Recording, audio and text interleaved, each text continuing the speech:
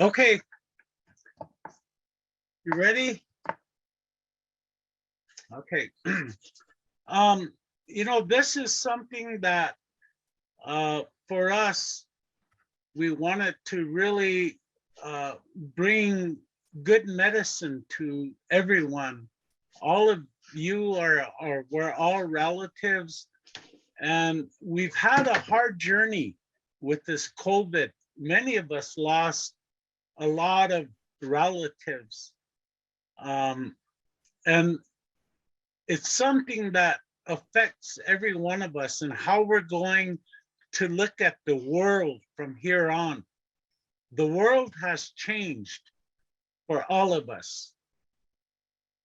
And it is our responsibility to adapt to this world today.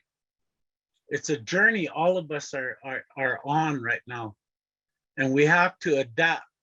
This is not our first pandemic as Indigenous people. We've had many, many, many pandemics, and we dealt with it. All of our nations, we learned, we had to adapt. How do we do this? And so we created ceremonies, we created different ways to help us to adapt. Some of us even created places of safety for us. And our ancestors, they went to these places when it felt like our people were endangered. And so we found different places, sacred places of protection. Our people, we found a place we called a stronghold, and our people went there when we were in danger. So during this pandemic, what we've done is we created this stronghold. Our people, your relatives out there, many of you witnessed it and went through it. And one of these, this ceremony we're gonna do is to wipe your tears, to help you to go on, that it is time to start healing as a nation. But in order to do that, we have to wipe our tears. We know and we honor those who had left before us that were very close. I know of people who lost their mothers and fathers, brothers, sisters. I just buried my auntie a couple of weeks ago to COVID. It's there, our people, we've all witnessed it. And so we're going to do this. Part of the wiping of tears ceremony, and actually this is a Zoom. I did this a few weeks ago with the college students at South Dakota State University in Brookings. I did a Zoom a wiping of tears ceremony for the students to help them, because a lot of them felt like giving up and coming home because it was too much for them. So we looked at ways how we're going to do this. And sometimes I love technology that we're allowed to do this. We are adapting.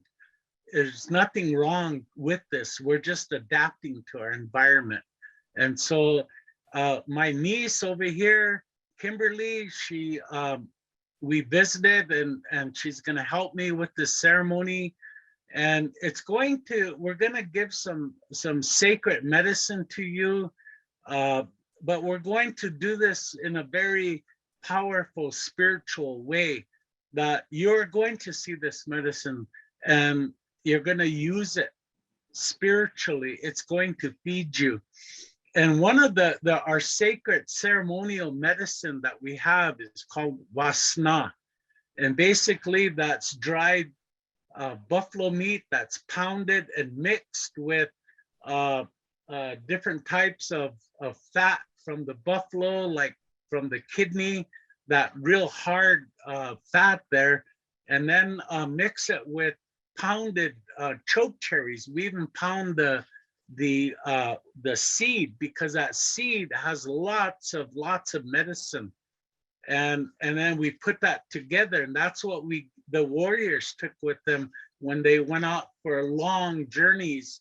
And it was very high in protein and everything else that you needed. So when our people were forced away from the buffalo, we were given commodities. And basically this was our downfall as a people, because we started to eat processed food that was bad for us. And as a result, you see our high diabetes rate today. But we were given something we never had before, and it was cornmeal.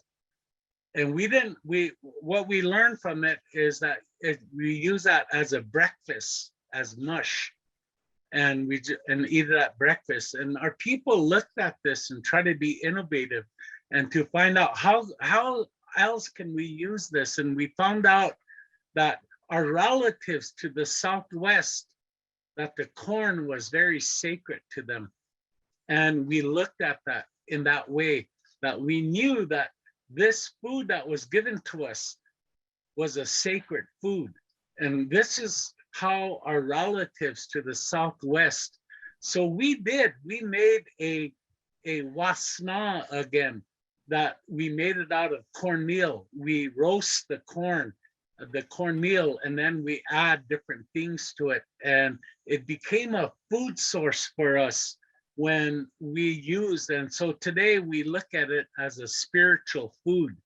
So we're going to share that spiritual food that with the corn, because we know it's sacred to all of us, and especially our relatives to the Southwest. And so we honor them for that and thank them for sharing that medicine with us, with the people up on the plains, the Great Plains. So we're going to do it like this. And the protocol we're going to use is we're going to bring a spiritual water to you. Mini wichoni, water is life. And we're going to give you the water, and you're going to take a drink. And Kimberly has relatives she wants to do this with. So we're going to do that, and you can watch it, but knowing that you're given this water as well. And then we're going to come with the corn wasna that, again, Kimberly made, or someone made it, or she did, I don't know. I made it. Top secret, top secret. Yeah, it's top secret now. So Kimberly made the corn wasna that she will be giving, and that is also going to be given to you. And then we're going to come by with a towel to wipe your tears in a spiritual way. And I will then say a prayer, but as she's doing that, I'm going to sing a prayer song, and she's going to use that protocol that I just explained. So you are part of this ceremony. You have entered the ceremony now, and we're going to wipe your tears so you can go on with life. You ready? Me, oh yeah, me, oh yeah, me, oh yeah, me, oh yeah, lo, hi, tum kashila, hey ya cha, che wakia cha. Namach Elohai Mi Tunkashila Kawako Zakeche Wakayelo Hai Tunkashila Heyacha Che wakia cha namach uelo hai